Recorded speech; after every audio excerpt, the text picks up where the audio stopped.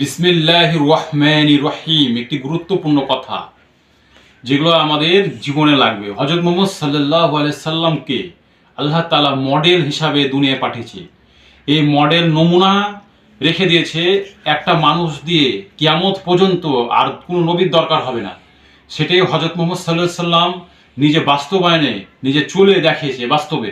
সেটা কি, যে তিনি নানা কিরকম ছিলেন, সেই প্রেসিডেন্ট কিরকম ছিলেন, কে রাষ্ট্র, তারপরে দেখা যাচ্ছে তিনি বাবা কিরকম ছিলেন, সে গরিব ছিলেন, সে এতিম ছিলেন, সে সব রকম আল্লাহ তাআলা কোনো ফাঁক রাখেনি। গরিব থেকে শুরু করে প্রেসিডেন্ট পর্যন্ত কিভাবে চলবে সেভাবে আল্লাহ তাআলা সব কিছু করিয়ে নিজের বাস্তবে হযরত মুহাম্মদ সাল্লাল্লাহু আলাইহি ওয়াসাল্লাম দেখিয়ে দিয়েছে। এটা হলো মডেল স্বরূপ আল্লাহ তাআলা রেখেছেন।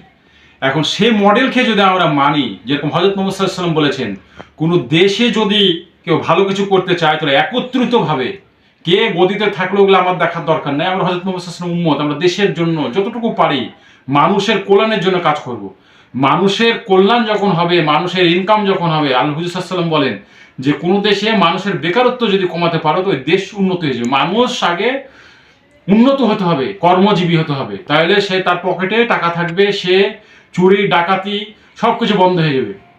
এই জন্যই আমাদের দেশ, আমাদের ছোট্ট একটা দেশ, সারা বিশ্ব দুনিয়ার যতজনাই প্রেসিডেন্ট আছে সবার কাছে আমাদের অনুরোধ যে আমরা মানুষের কল্যাণ করি। মানুষ কিভাবে ভালো থাকবে, মানুষ কিভাবে কর্ম পাবে, তার সংসার কিভাবে চলবে, এগুলো যদি আমি দেখি, আমার নিজের সন্তানদেরকে যদি দেখি, তাহলে কি হবে, আমাদের দেশে শান্তি আসবে। আর আমরা যদি স্টকে সবকিছুই রেখে দিই, মুহাম্মদ সাল্লাল্লাহু আলাইহি সাল্লাম বাইতুল মালে কিচ্ছু রাখতেন না, সব কিছু জনগণের শেষ করে দিতেন, যে আল্লাহ তাআলা আবার দিবে, যা আবার দিবেন।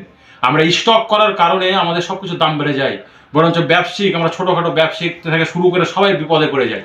মানুষের ক্রয় ক্ষমতার বাইরে চলে যায়, দেশে অশান্তি হয়, মানুষ কষ্ট পায়। এগুলো থেকে আমরা যদি বিরত থাকি আর চেষ্টা করি ইনশাআল্লাহ, যে আমরা তো দুনিয়ায় কয়দিনের মেহমান, আমরা তো এখানে সারা জীবন থাকবো না।